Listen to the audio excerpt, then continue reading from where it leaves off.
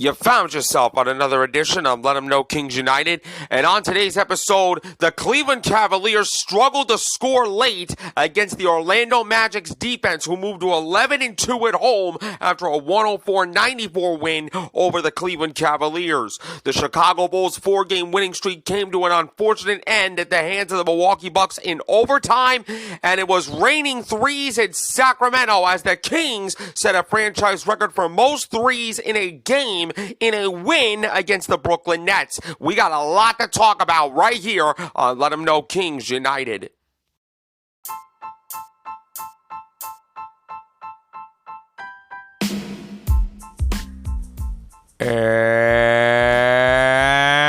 And now, ladies and gentlemen, it is that time for the post-game reaction podcast of the Cleveland Cavaliers, Sacramento Kings, and the Chicago Bulls.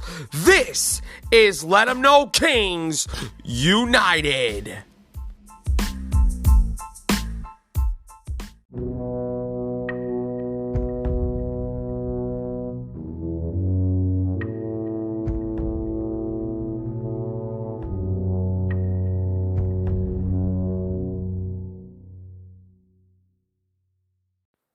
Let 'em know, nation. You already know what time it is. Welcome to another edition of Let 'em Know Kings United, your Cleveland Cavaliers, Sacramento Kings, and Chicago Bulls post-game reaction podcast. And I am your host, Skylar Weisberg. Thank you so much for tuning into today's show. And you can find Let 'em Know Kings United, which is 100% completely free and available on Amazon Music, Google Podcast, iHeartRadio, Spotify, Radio Public, Pandora, and wherever else you want to listen to this show. Give the show a follow on those platforms. If you can please turn on your notifications so you know about the next episode. Please rate, spread the word out to your friends, and give Let 'Em Know Kings United a 5-star review on whatever podcast platform you're listening to this on. It is an awesome way to support the podcast, and I appreciate every single one of you for tuning in to today's program. Now, before I get into recapping the Kings, Bulls, and Cavs games from last night, I want to give a kudos to the Los Angeles Lakers for winning the first ever NBA in-season tournament, which, by the way, the NBA in-season tournament as a whole, smashing success.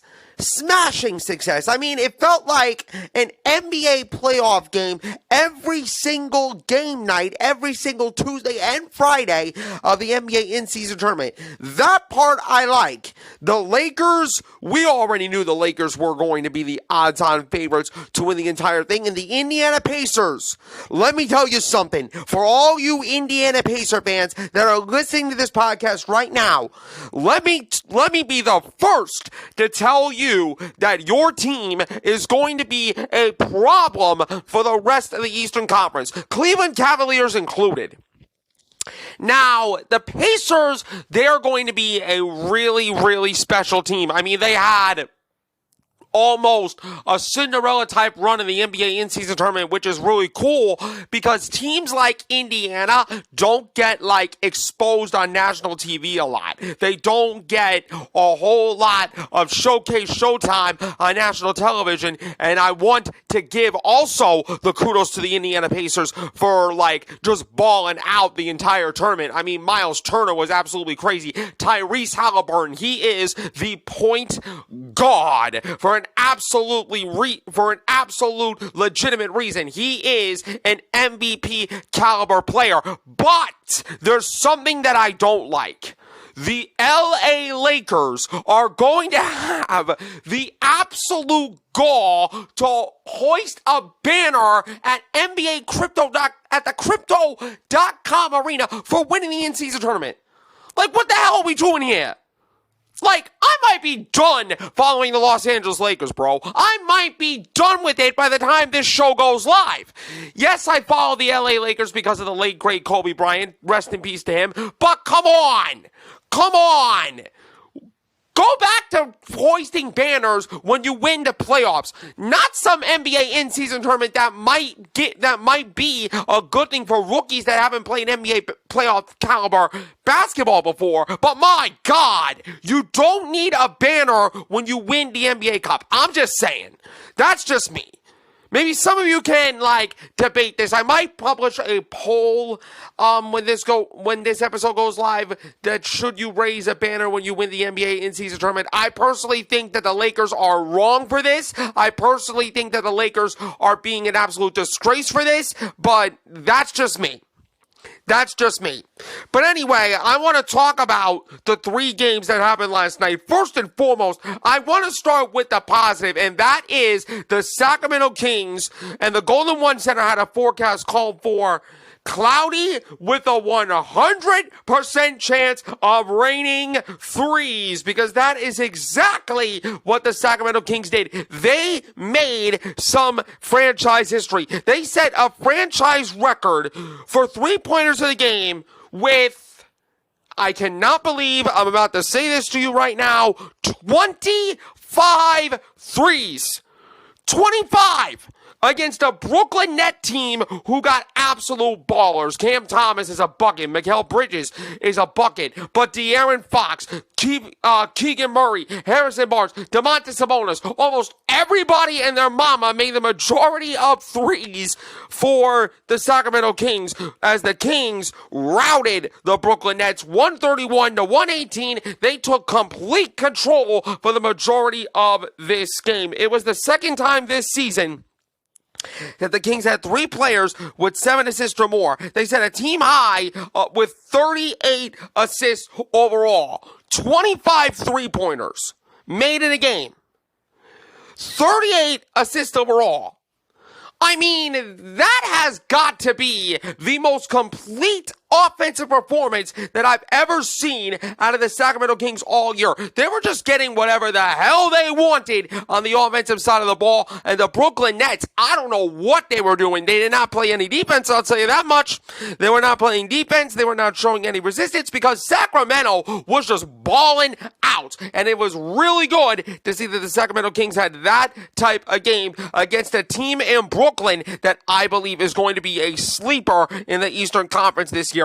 But the Kings were just on another freaking level as De'Aaron Fox had 28 and 9 assists. Domantas Sabonis had 15 points, 16 rebounds, and 9 assists. Keegan Murray scored 24 points. He was on fire from three-point range. Malik Monk had 21 points and 9 assists. And Mike Brown said, "We're a team that can shoot the basketball," and it was evident tonight. To see us get corner threes and be able to knock them down was very gratifying because these guys can flat out shoot and they're going to share the basketball. The Kings shot 25 of 45 from three-point range. 55%. You can argue 56%, bringing the previous Kings record of 23. Fox and Trey Lyles led the sharpshooting from beyond the arc with 5 threes apiece. And about the offensive output, Malik Monk said, a lot like last year, we best offense in the NBA. And you know what?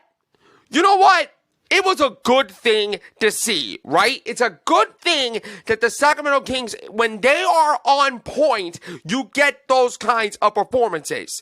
Now, I don't think Sacramento can do this consistently. I mean, they got a tough matchup with the LA Clippers tonight, who to their credit, are getting hot as of late, and they are really healthy right now, especially with Kawhi Leonard, James Harden clicking on all cylinders. But the LA Clippers avoided a trap game against the Portland Trailblazers. Even though the Clippers won against Portland, I think they were exposed as far as the defensive end, and I think the Sacramento Kings could expose that. But again, it is the dreaded back-to-back. The second night of the back-to-back does not favor the Sacramento Kings at all. But if there is a golden opportunity for the Sacramento Kings to right the back-to-back curse that was put on them by the NBA this year, I'm not gonna lie.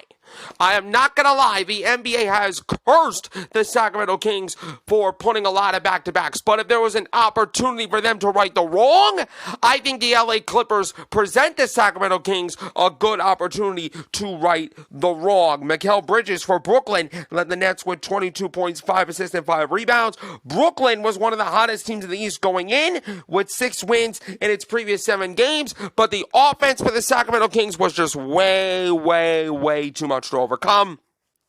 As Jacques Vaughn said this, their ability to kind of climb onto us, their aggressiveness on the basketball, away from the basketball, plugging gaps, making our angles tough to read was really good. You saw that in the first half with some of the turnovers and the deflected balls. Sacramento limited Brooklyn to 18 points in the first quarter and led by 8. And they scored 44 points in the third quarter in this game. I think to my calculations, that was the highest point total that the Brooklyn Nets have allowed all year. And the Kings led comfortably most of the way, but when the Nets pulled away to 110 to 104 with 6 minutes left in the game, Harrison Barnes responded with his third three-pointer of the game, and then the Kings were able to put away. Kings were able to put Brooklyn away. Keegan Murray also said there was a lot of great ball movement. We shared the ball really well. That led to a lot of open looks. The Kings did a really good job sharing the basketball for the most part. They were creating offense for themselves. They weren't selfish with the basketball. And again, the Sacramento Kings made it rain from three-point range. And you love to freaking see Sacramento pull off maybe one of the most complete offensive performances I've seen from Sacramento this season. 51% for the field for Sacramento, 47 or 48, I should say. I'm going to round that percentage, 48% for the Brooklyn Nets. The three-point percentage, do I need to say it? Do I need to say it? 55 or 56% for the field for Sacramento, 48% for Brooklyn. The free throw percentage, 95% for Brooklyn, 71% for Sacramento. I still think the Kings are not making their free throws. I mean, that could be one of the biggest problems besides the lack of wing depth that Sacramento has. I think the problem for the Kings is in order to win games like this, you got to make your free throws. If you're making threes and sharing the basketball, that's fine.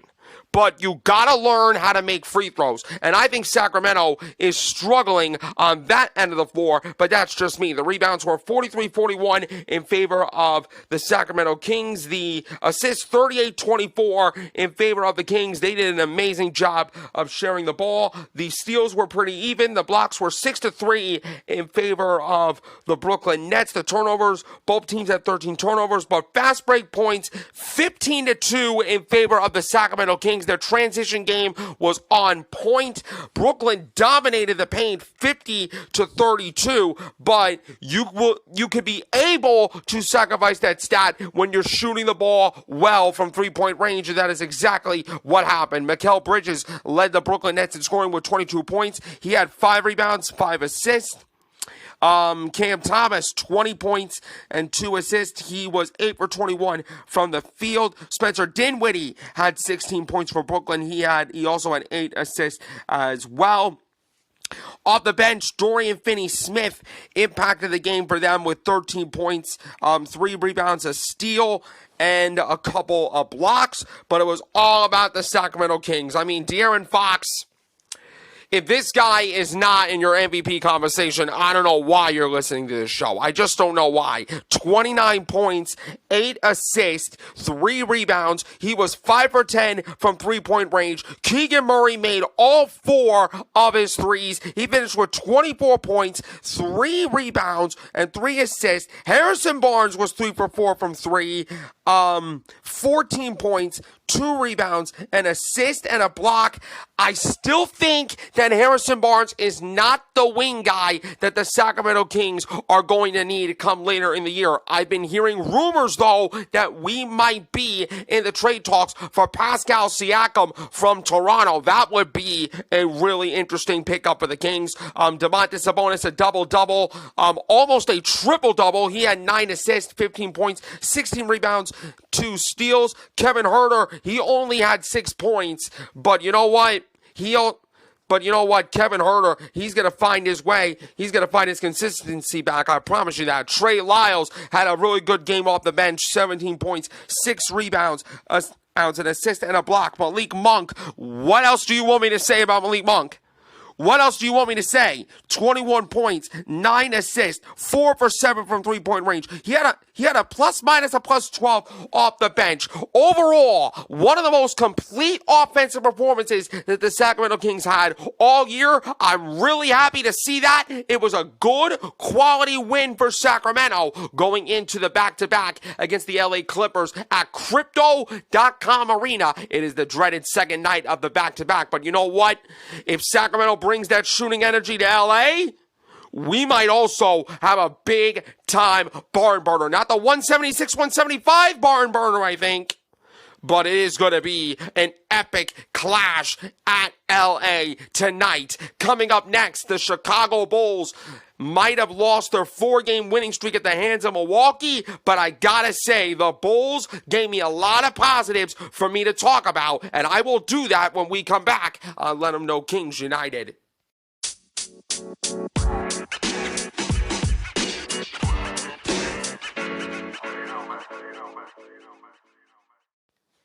We're back on Let 'Em Know Kings United, and I have some very unfortunate news to share with you all. The Chicago Bulls 4-game losing streak has officially been snapped at the hands of the Milwaukee Bucks, 133-129 in overtime. The second time this season, the Bucks and the Bulls went into overtime. The first time back on November 30th, it was led by Alex Caruso's big-time three, and the Chicago Bulls won the first overtime matchup between both of these teams by a score of 120-113.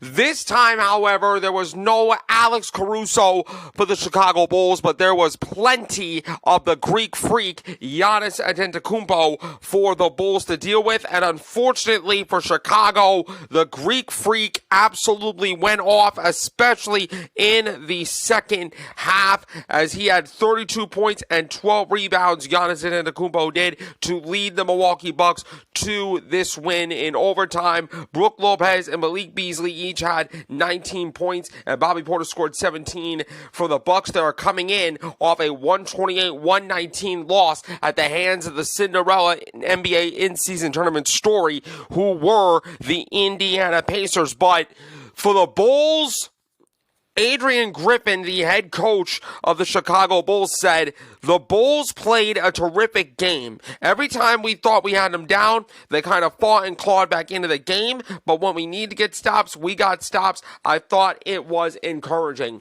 Let me say this about the Bulls. I know a lot of you might come on and listen to this show, and some of you might be saying to me, "It's over. Back to reality. The Bulls are going to go back to playing with no heart, no energy, no passion, no fight."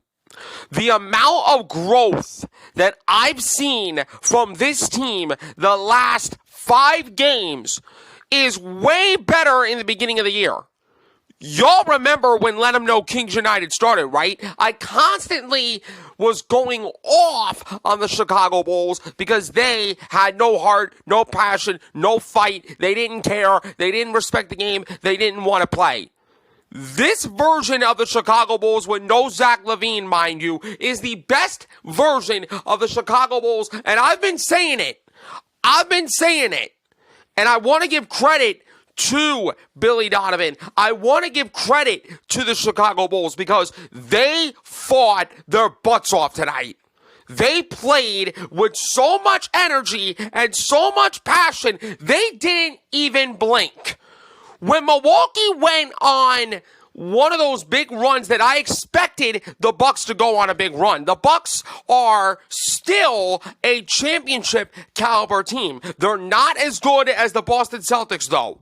They're not as good as the Boston Celtics. I think the Boston Celtics, for me, are still going to be the team that represents the Eastern Conference, even though the Orlando Magic, as of right now, look like the surprise contenders in the Eastern Conference, but I'm going to get into Orlando in just a second.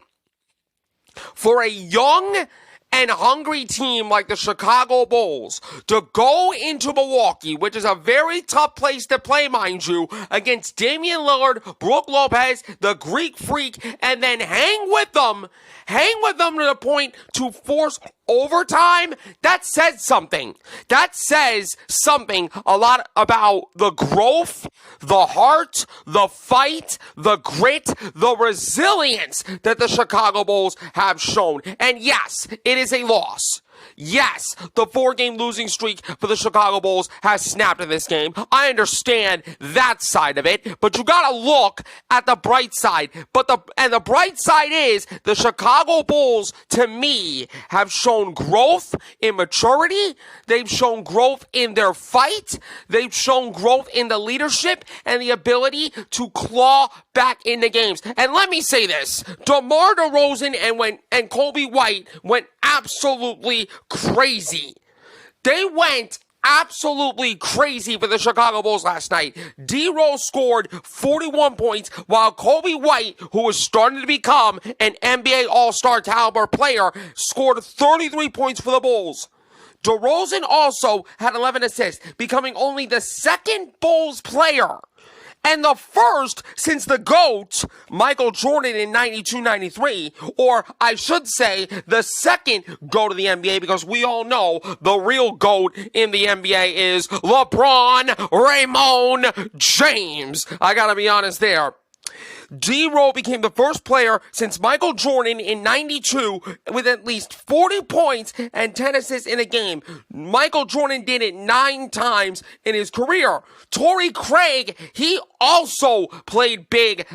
He also played big time for the Bulls, especially late. I love when Torrey Craig knocked down not only big-time threes, but he made some defensive stops. He reminded me of Alex Caruso. He reminded me of Alex Caruso for a bit. The Greek Freak, though, was the big story for the Chicago Bulls or Milwaukee Bucks, I should say. But even though the Bucks left the door wide open by missing 3 of 6 free throws down the stretch, D-Rose scored on a dunk to pull Chicago within 2 before Damian Lillard made the free throws that gave the Milwaukee Bucks the lead and the win for good. And Antetokounmpo was 3 of 5 from the field and 6 of 8 from the free throw line through the 3 quarters. He shot 5 of 7 in the fourth quarter and 5 of 6 at the line. He made his only shot in overtime, along with going with 3 for 4 on the free throws. He said there's going to be teams around the league that I'm going to draw so much attention, which sometimes me taking a shot over 2 guys is not the best shot. Me trying to play in the crowd is not the best shot. I think I've got to the point where I accepted that. Billy Donovan said about the Bulls, I was really proud of the way these guys competed and fought and battled all the way through. We've got down by double digits. We came back several times in overtime. We had some plays around the basket. We just couldn't finish. Adrian Griffin also said about Giannis Antetokounmpo, who took only 2 shots in the first half, making 1, but had all 6 of his assists in that half. He was playing a great game. He was moving the ball, sharing the ball, making the right play. He's a veteran and he knows when to assert himself. And in the second half, I thought he did a really good job. And you know what? I want to go back to what Billy Donovan said about how the Bulls competed all the way through. Now, I still think that Billy Donovan is not an NBA level coach. I think he's still, to me, a college level coach. However, for him to give us a 4-game losing streak, or I should say a 4-game winning streak at this point of the season, I got to give that man credit. I got to give Billy Donovan credit where it's due. And I got to give the Bulls credit for showcasing a lot of growth. A lot of maturity, a lot of fight in this game against Milwaukee. They're going to be in a really tough hurdle, though, against the NBA champions tonight. But there are a lot of positives for me to take away from this unfortunate loss at the hands of Milwaukee. But you know what? it's a good loss. I know losses are bad, but I think this is a good loss for the Chicago Bulls to have because it is going to get them better as the season has progressed, as the season continues to progress. The Bucks shot 51% from the field, 41% for the Bulls, 44% from three-point range for the Bulls, 40% for the Bucks. The free throw percentage slightly even, but the Bucks had more attempts for the free throw line. The rebounds were 51-48 in favor of the Bulls, 18 of those on the offensive glass, 34 assists for the Bucks, 25 assists for the Bulls. The steals were 5-3 Bucks. The blocks were even at 4. The turnovers, 11 for Milwaukee, only 6 for the Chicago Bulls, which I was really happy about. The points in the paint were 50-42 in favor of the Bucks. The fast break points were 13-7 in favor of the Bucks, but it also speaks of the experience that the Bulls had, the Bucks had, in these type of games compared to the Bulls. And I think at the end of the day, the Bucks showed the Bulls how to close and how to win games. I'm not saying that the Bulls are perfect, but they need to get better in clutch games. They have done it in recent stretches, but in this game, the Bucks were just way too much for them to handle. D-Row, 41 points, 11 assists. He also had 2 rebounds. He had a plus-minus of +6. He was 3 for 6 from three-point range, of 14 of 30 for the field. Nikola Vucevic, 14 points, 10 rebounds, and 5 assists for him. Kobe White is starting to become the point guard of the future for Chicago. 33 points. He was 6 for 10 from three-point range. He made a really big time 3 early in the fourth quarter. He also had 6 rebounds and 4 assists on the night. Patrick Williams is continuing to improve. 15 points, 7 rebounds, and 2 assists. But Ayo Dosunmu, what are you doing? You've done a whole lot of nothing, bro. You've done nothing. You grabbed no rebounds, no assists, but you had a plus-minus of +2? Ayo! I get that you had an opportunity to come into the starting lineup in place of Alex Caruso, but my God, in 26 minutes, you've done nothing? You've done nothing but cardio? I can't accept that. But what I can accept is Andre Drummond with 9 points, 16 rebounds, 11 of those on the offensive glass. Put this man in the rotation or give him more minutes. He had 14 minutes in the game, but I want to see this man get like 14 or maybe 20 more minutes for Andre Drummond. I'm just saying. I am really just saying. For the Bucks, the Greek Freak, 32 points, 12 rebounds, 6 assists for him. Middleton at 13 points, 13 rebounds, 6 assists. Brook Lopez, 19 points, 3 rebounds, 3 big blocks, including 1 big-time nasty block. Damian Lillard, he struggles against the Bulls, but he finished with 14 points, 4 rebounds, and 9 assists. Bobby Portis off the bench does what he does best with 17 points, 7 rebounds. Beasley, 19 points. He was 5 for 8 from three-point range with 4 rebounds and 2 assists. Look, even though the Bucks gave the Bulls a little bit too much to handle, I am really proud of the Bulls, of how they fought and how they competed the whole 48-plus minutes against a really good Milwaukee team. This is a good loss for the Bulls to build on, but they are going to be in a really tough battle against the reigning defending undisputed NBA champion Denver Nuggets tonight at the United Center. Coming up next, the Cleveland Cavaliers were once again shorthanded without Evan Mobley against the Orlando Magic, but the Magic showed the Cavs how to play defensive-style basketball. I'm going to break down the Cavs' 10-point loss at the hands of the Orlando Magic and why I think the Magic right now are contenders and the Cavs are pretenders. We're going to get into that debate when we come back on Let 'Em Know Kings United.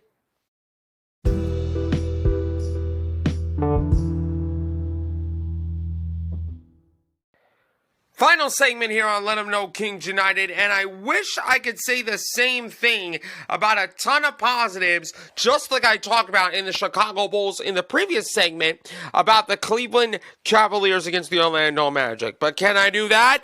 Nope! And why couldn't I do that? Well, the Cleveland Cavaliers didn't want to play the game. They didn't want to play, and they got beat by a final score of 104-94 in favor of the Orlando Magic, which, again, I'm not that surprised.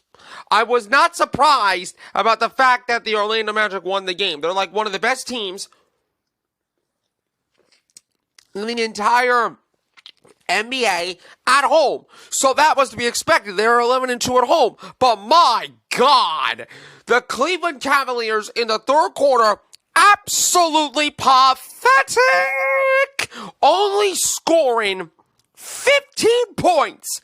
15 points in the third quarter against the best defense in the entire NBA. That can't happen. That seriously cannot happen. But it did. Why?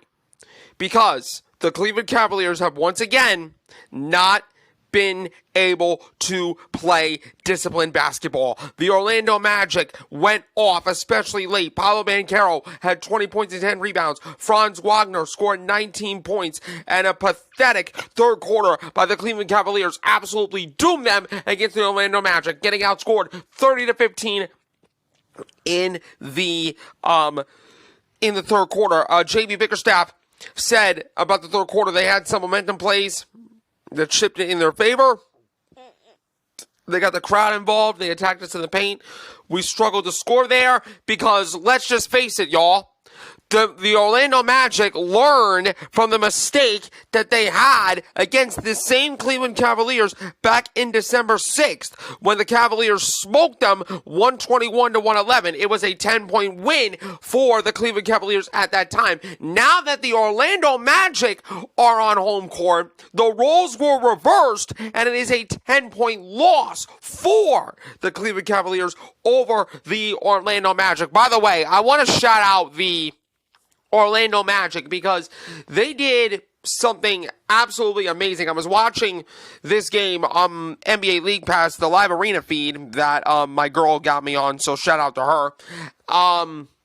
They did this thing called Jewish Heritage Night, and it was during the holiday of Hanukkah, which a lot of you are still celebrating. I think this is like the 6th night of Hanukkah as of this recording. I could be wrong about that, but I think it is the 6th night. They did something amazing. They did a Jewish Heritage Night at the game. They were lighting the menorah during the first quarter break, which was absolutely amazing. And it's really cool to see an organization like the Orlando Magic recognize Jewish heritage. A lot of NBA organizations do that, but shout out to the Orlando Magic. I thought that was really cool. But what really was really surprising to me that both teams, especially from deep, they did not shot the ball particularly well in this game. Orlando, if you remember, shot 2 of 23 from three-point range. They shot 7 for 26 on Monday night. That is terrible. But Cleveland was much worse. They shot 9 of 40 from 3 and 35% overall. So I guess you could say that the Magic slightly improved in their shooting, if you want to call it that, but I am over-exaggerating because of that. But what I did see from Orlando was defense, and their defense completely broke down the Cleveland Cavaliers offense to the point that Jared Allen was in foul trouble in this game. Hello, Jared Allen, Earth to Jared, where the hell is your basketball IQ? You had no Evan Mobley for the second straight game due to knee soreness. You cannot foul out with a guy that is too talented like Evan Mobley out. Like, at some points in games, the Cavaliers just don't know how to read. The Cavaliers just don't know how to read the situation. They don't know how to read the game. Yeah, I said it. The same thing with the Chicago Bulls. But the Bulls gave me more fight than the Cleveland Cavaliers. It is just that simple. It is just that simple. Jalen Suggs said, we knew we didn't have our best game in Cleveland, and we wanted to show them and show everybody that we don't want to be the doormat anymore. And Jalen Suggs, I guess you could say that the Orlando Magic are not the doormat anymore. Ladies and gentlemen, I'm about to say something that I never thought I would say, given the amount of talent that the Cleveland Cavaliers got in the offseason, but it's not translating. It is not translating. Ladies and gentlemen, the Cleveland Cavaliers are pretenders. I never thought I'd say it, but I said it. The Cleveland Cavaliers are pretenders, and the Orlando Magic, who are 16-7, 11-2 at home, they are one of the best home court teams in the NBA this year, probably the best in the Eastern Conference. Ladies and gentlemen, they are contenders. Speaking of the Orlando Magic, now, Paolo Banchero was injured in this game. He sprained his right ankle late in the third quarter. He returned with the ankle retaped with 6:39 remaining and helped the Magic hold on to the lead. Paolo said, it shocked me at first, put me on the ground, but I put some weight on it and I felt like I could come back. You probably gonna feel it today, Mr. Paolo Banchero. You probably gonna feel it. Banchero, Wagner, and Goga Batadze took full advantage when Jarrett Allen was called for his fourth foul just 20 seconds into the second half. They scored. Banchero, Wagner, and Batadze went on a 12-0 run late in the period. By the time Allen fouled out early in the fourth quarter, the Cavaliers were down 89-71. Garland and Donovan Mitchell got the Cavs back into the fourth, but the closest that they got was 99-94. Let's be honest. DG and Donovan Mitchell and Tristan Thompson were the only three Cleveland Cavaliers that actually showed up. Nobody brought their uniforms to the Amway Center besides DG, Spida, and Double T Tristan Thompson. Everybody else, I don't know what the hell y'all were doing. You were probably not watching the scouting report. You probably didn't know how to defend Orlando. You didn't know how to score because Orlando did a really good job of clogging the paint. And JB said it came down to shot making at the end of it. It was a good competitive game, but it was a defensive type of battle for the most part. But at the end of the day, the scoreboard ticks for a reason, and we just didn't make enough shots to win it. By the way, JB Bickerstaff, you are a really, really, really, really terrible coach. You thought I was going to let you slide? You thought I was going to let you slide after the 4-game winning streak we had? Nope. I'm sorry. You need to get the living hell out of Cleveland. Get the living hell out of here and let somebody else coach you. I think Billy Donovan is a better coach today than what JB Bickerstaff ever was. I never thought I would say it, but like I said before, when only 3 Cleveland Cavaliers show up against an Orlando Magic team that pride themselves on defense, that pride themselves in scoring in the paint, and dominated you for a 30-15 third quarter, you guys don't deserve to win. And Jarrett Allen fouling out, absolutely disgraceful, absolutely pathetic, absolutely heartless. With no Evan Mobley, you needed to stay in the game. You needed to get rebounds. Honestly, Tristan Thompson deserves to be a starter over you, Jarrett Allen. It might be an overreaction, but sometimes I gotta say it with my chest. Right now, I trust Tristan Thompson to be in the starting lineup more than Jarrett Allen. Because Jarrett Allen does not know with Evan Mobley out, you're not supposed to get into foul trouble. Pathetic, brutal, and disgraceful. That's all I'm going to put it. All credit to the Orlando Magic. They are true contenders in the Eastern Conference. If they keep this up, they're going to go places. Cleveland right now, you're not only might be losing Donovan Mitchell, you might be losing my fanship if you don't turn this boat around, because this is an absolute disgrace. The Magic shot 46% for the field, 35% for the field for the Cleveland Cavaliers, both teams really struggle from three, so I'm not going to go there. The foul line stats, the free throw percentage was pretty straight even, 75 to 76. The rebounds were 48-43 in favor of Cleveland. The assists were 22-15 in favor of Orlando. The steals in favor of Cleveland, 10-7. Blocks, 8-3 in favor of Orlando. The points in the paint. Orlando beat y'all. Orlando clowned y'all at your own game in the paint, 56 to 36. That is embarrassing. That is truly embarrassing. I get that you want to try to play in the same style, but ladies and gentlemen, I need to tell everybody the truth. The Orlando Magic are contenders in the East, while the Cavs are nothing but pretenders. Darius Garland and Donovan Mitchell cannot be the only two guys, every night that give effort. DG and Donovan are all-stars. But my God, if those two people show up and nobody else does, especially against a team like Orlando that are on the rise this year, you're not going to go anywhere. You are seriously not going to go anywhere. And if Evan Mobley doesn't play tonight against Boston, I already know the Boston Celtics, who have not played since Friday, mind you, might be like, this Cleveland Cavalier team is absolute garbage. We can beat these guys. I hope that doesn't happen. But right now, the Celtics might be watching like, we're going to drop another 155 like they did against Indiana the other night. Just poor, pathetic basketball by Cleveland. Well, I'm only going to mention 3 players for Cleveland because they deserve to be acknowledged. Donovan Mitchell, 22 points. 3 rebounds, 3 assists, 3 steals, and a block. DG, 36 points, 6 rebounds, 5 assists, 2 steals, 11 for 23 for the field. Tristan Thompson is the only guy on the bench that actually gave a damn. 10 points, 13 rebounds, including 4 of them on the offensive glass with 2 assists and 2 blocks. He was a plus-minus, a +8. A really good game for Tristan Thompson. Jalen Suggs, first game back since the ankle injury. He did what he needed to do because he is an absolute dog. He finished with 12 points, 4 rebounds, 3 assists, and a block.